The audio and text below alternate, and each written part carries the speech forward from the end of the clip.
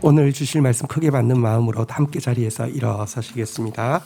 누가복음 2장 11절에서 12절 말씀입니다. 누가복음 2장 11절에서 12절 한 목소리로 받들어 읽겠습니다. 시작. 오늘 다윗의 동네에 너희를 위하여 구주가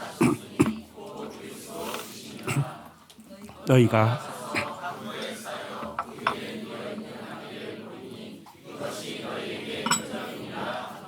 아멘. 자리 앉겠습니다.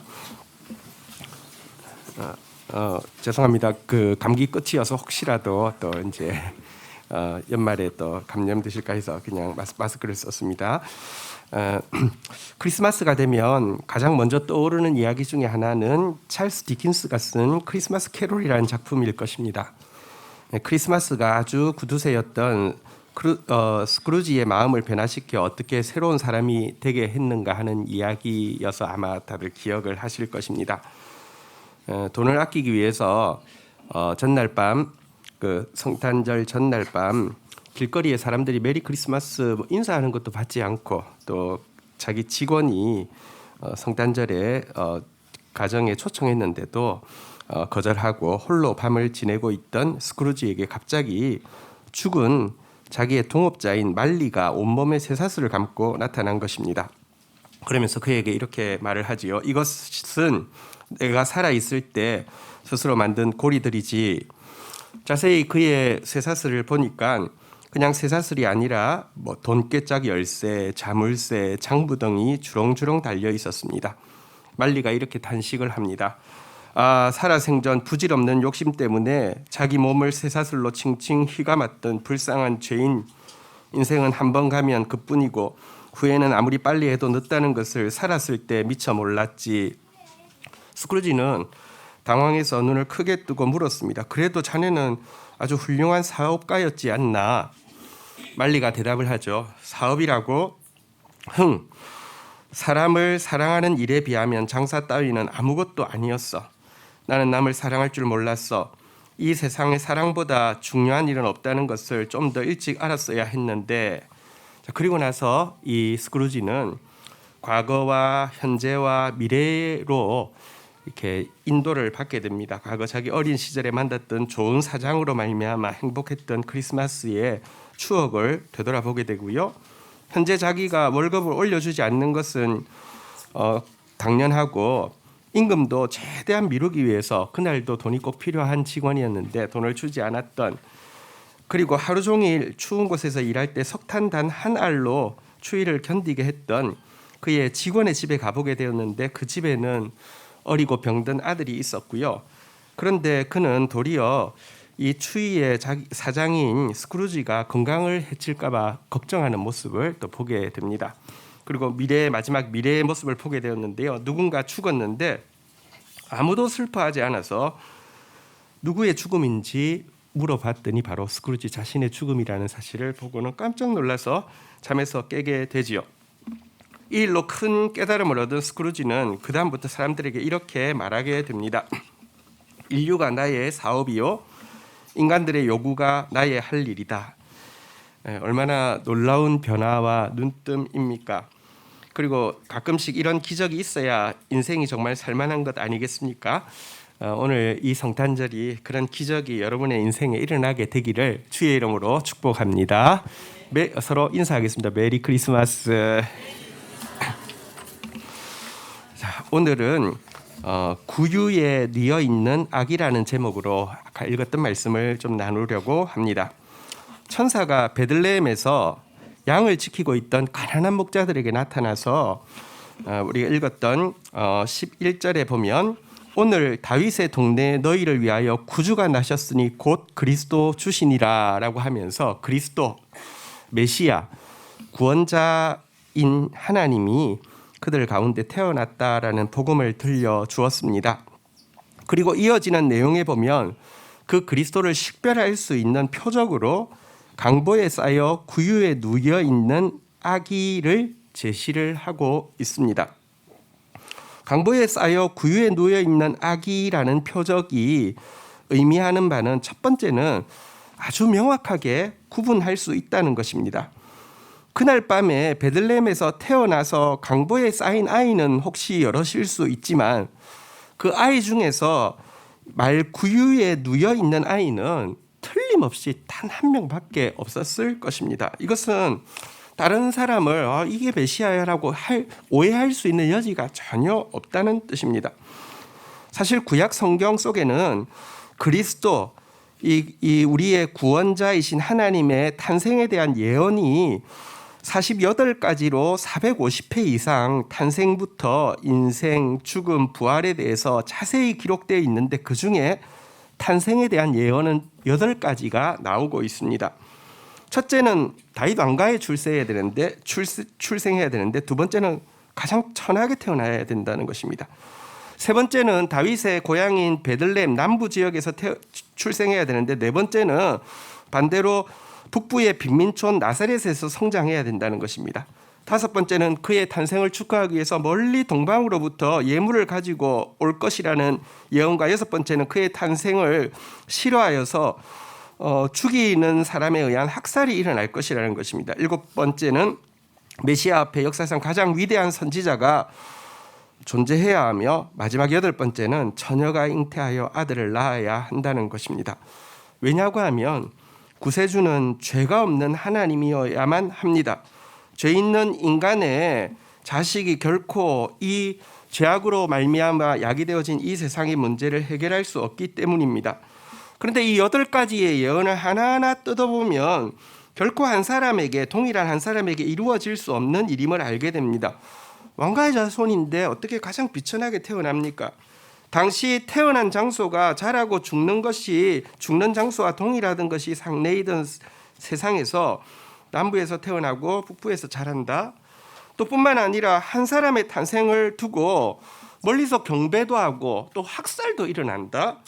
그리고 한 시대에 가장 위대한 2명의 인물이 동시에 출현한다. 쉽지 않은 일이고요. 무엇보다도 남자를 모르는 여자에게서 아이가 태어난다. 이거 전혀 가능하지 않죠. 한 과학자가 8개의 예언이 우연히 한 사람에게 맞을 확률은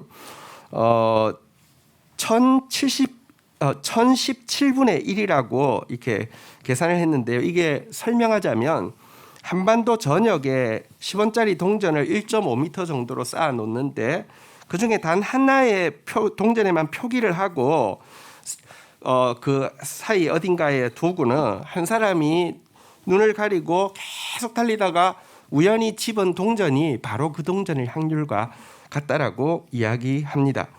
예수님은 성경에서 예언한 바로 그 메시아다. 이것이 구유에 뉘어 있는 악이라는 표적이 보여주는 첫 번째 의미입니다. 또 이 표적의 두 번째 의미는 그리스도를 알아보고 영접하기 위해서는 육신의 눈으로만 되지 않고 겸손의 눈이 있어야 된다는 점도 강하게 암시하고 있습니다. 그리스도를 식별할 수 있는 표식으로 강보에 쌓여 구유에 누여 있는 악이라는 이 표적을 제시했는데요. 이 표적은 힘 있는 자들, 부유한 자들에게는 아무런 감동이 없고 도리어 불쾌하고 마음을 다치게 하는 표적일 뿐입니다.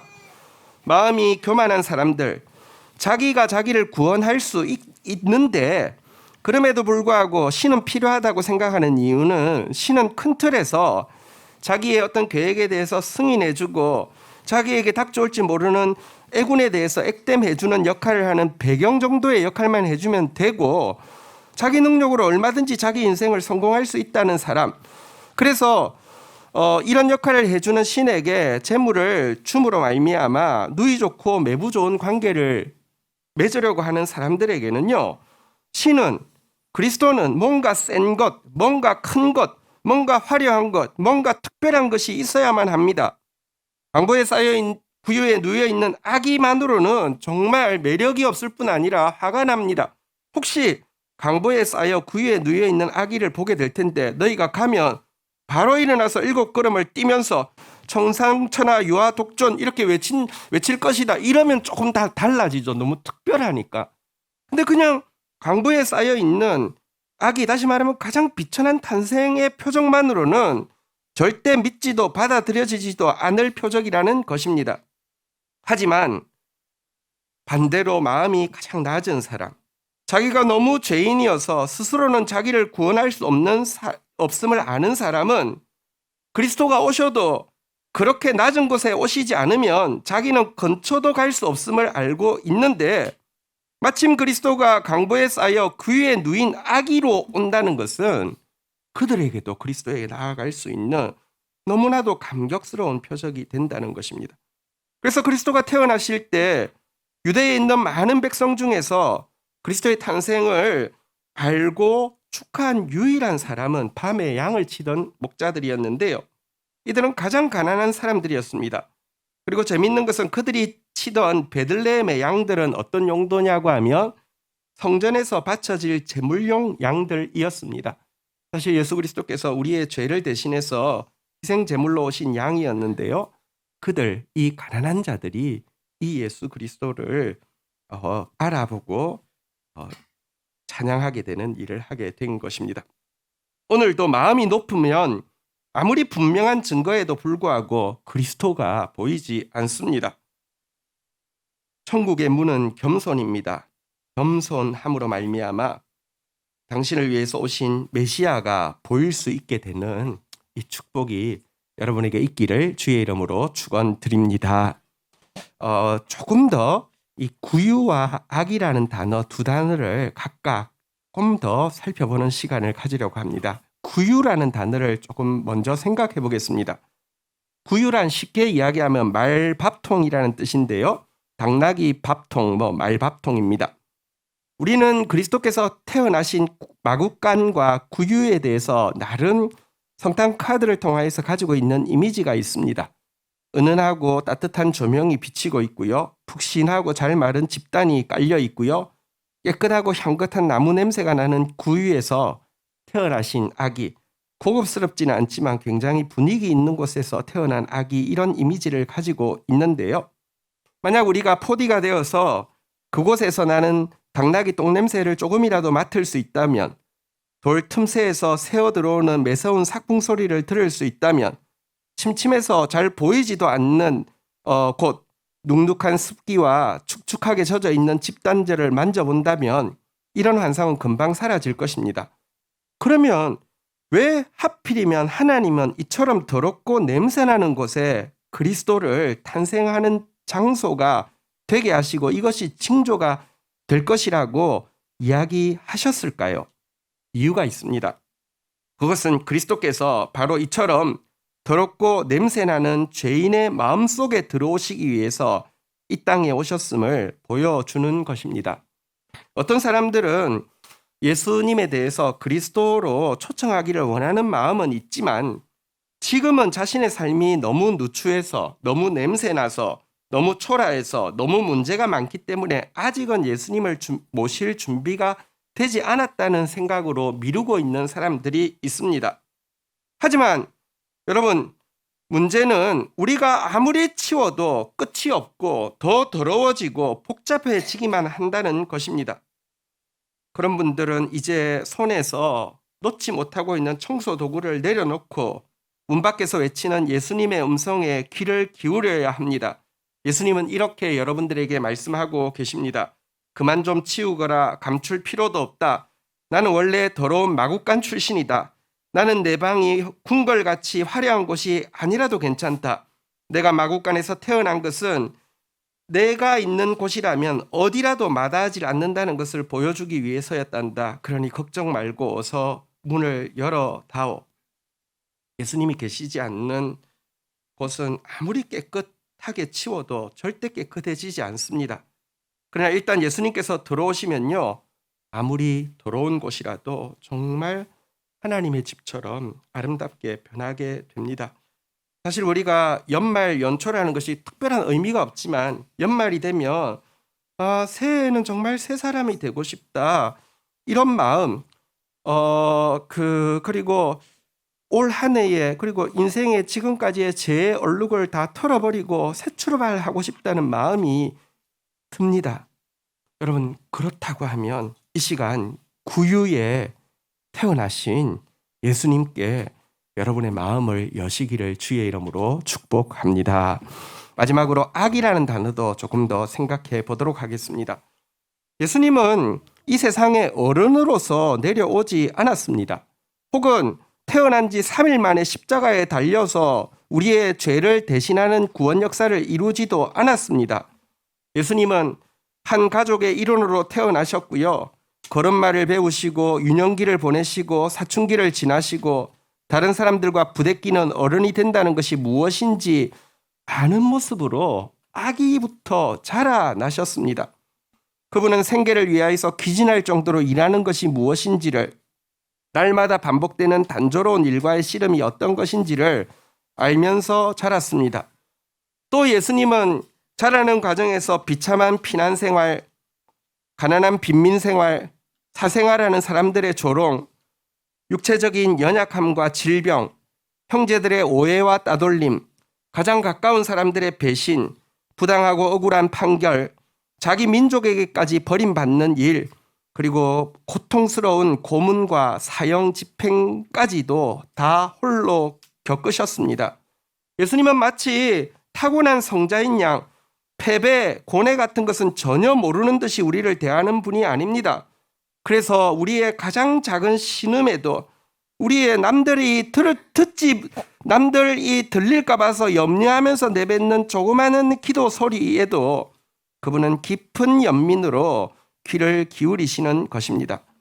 사람들은 사실 너무 자주 자기의 짐의 무게로 인해서 다른 사람들의 고통을 보면서도 마음에 남은 공간이 없기 때문에 지나쳐 버리는 경우가 많습니다. 심지어 우리가 의지하고 또 우리를 정말 사랑하는 사람들도 어쩔 수 없는 그들의 경험 부족과 능력 부족으로 우리가 지금 겪고 있는 고통에 대해서 이해해 줄 수도 없고 아무것도 해줄 수 없는 때도 많이 있습니다. 하지만 예수님의 마음에는 언제나 우리를 위한 빈자리가 있습니다. 예수님의 마음은 우리가 들어갈 틈이 없으신 적이 단 한순간도 없다는 말입니다. 그분은 마치 백지 위에 잉크가 번지듯이 우리의 고통을 몸소 이해하시고 공감하시고 흡수하시고요. 우리의 모든 문제에서 우리에게 참된 구원을 베푸시는 분이십니다. 여러분, 사실 우리는 누구나 다른 누구와도 나눌 수 없는 아픔, 상처, 실패, 수치가 있습니다. 그렇다고 하면 여러분이야말로 오늘 아기로 오신 예수님을 가장 필요로 하는 주인공입니다. 아기로 오신 예수님께 마음의 문을 여심으로 말미암아 그 아기가 여러분 안에 태어나시는 그런 잊을 수 없는 성탄이 되기를 주의 이름으로 축복합니다. 성경에서는 예수님은 아기로 오셨고요. 또 우리 안에 태어나시기를 원하신다고 이야기합니다. 그 아기 그리고 그것이 예수님의 말씀이 심어지는 것이죠. 그대 아는가라는 저희가 번역한 노래가 있는데요. 마리아에게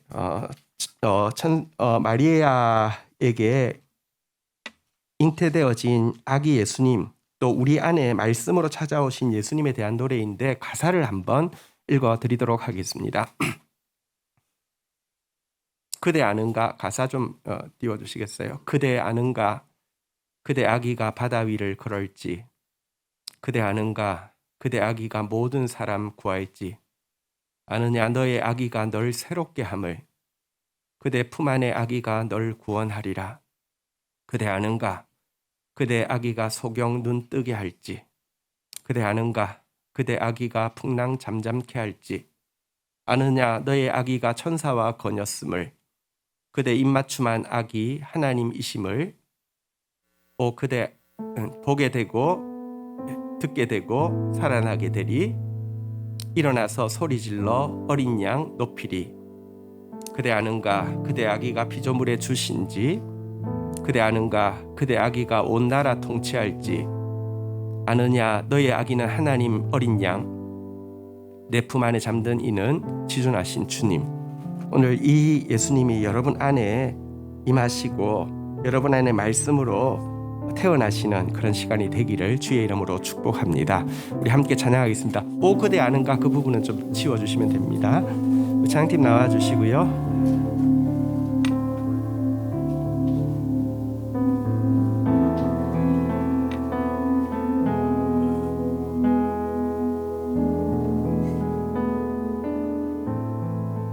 우리 자리에서 한번 일어서셔서 한번 찬양하겠습니다. 내 안에 오늘 그 아기 구유에 나신 아기 예수님께서 말씀으로 태어나시기를 원하는 마음 담아서 고백하겠습니다. 그대 아는가 그대 아기가 바다 위를 걸을지 그대 아는가 그대 아기가 모든 사람 구할지 아느냐 너의 아기가 널 새롭게 함을 그대 품 안에 아기가 널 구원하리라 그대 아는가 그대 아기가 소경 누르게 할지 그대 아는가 그대 아기가 풍랑 잠잠케 할지 아느냐 너의 아기가 천사와 거렸을 그대 입맞춤한 아기 하나님이심을 보게 되고 듣게 되고 살아나게 되니 일어나서 소리 질러 어린 양 높이리 그대 아는가 그대 아기가 비조에 주실지 그대 아는가 그대 아기가 온 나라 통치할지 아느냐 너의 아기는 하나님 어린 양 내 품 안에 잠든 이는 지존하신 주님.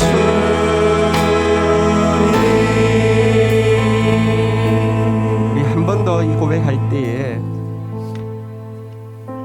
구유에 누워 있는 아기 구유에 태어나신 아기가 내 마음속에 들어와 주시기를 그래서 내 인생을 구원해 주시기를 내 인생을 새롭게 해 주시기를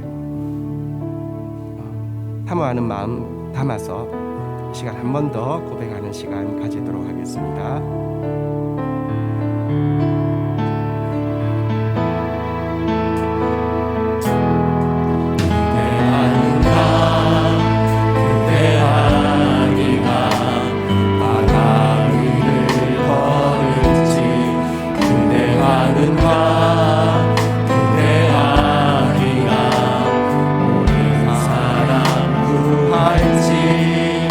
아느냐 너의 아기가 널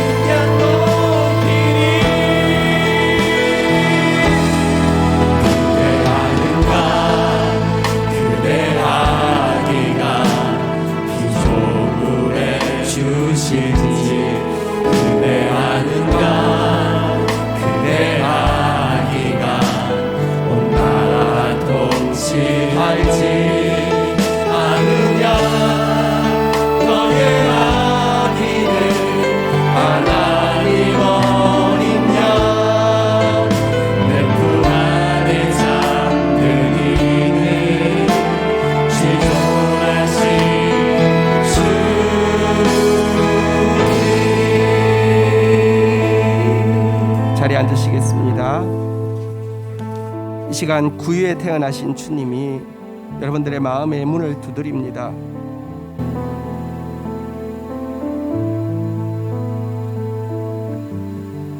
이 시간 아기로 오신 주님이 여러분들의 마음의 문을 두드립니다. 여러분들의 삶이 아무리 누추하고 또 내 스스로 정리가 되어지지 않아도 주님이 들어오시면 정리가 되어집니다.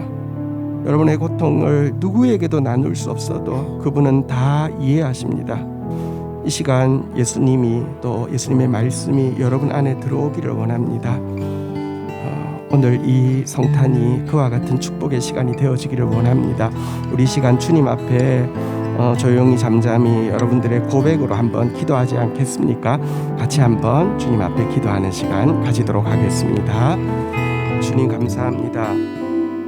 구유에 나신 주님을 찬양합니다. 마국간에 나셨기에 우리의 치워도 끝이 없는 더럽고 복잡한 문제들을 너무나 잘 아시는 주님, 아기로 오셔서 우리가 겪을 수 있는 모든 일을 당하셨기에 우리의 작은 신음에도 깊은 연민으로 함께 하시는 주님, 이 시간도 우리 안에 아기로 태어나시기를 원하시는 주님, 이 자리에 모여있는 성탄의 시간 주님 앞에 서 있는 모든 분들에게 아기로 임하시고 태어나시는 시간 되게 축복하여 주시옵소서. 예수 그리스도의 이름으로 기도 올립니다. 아멘.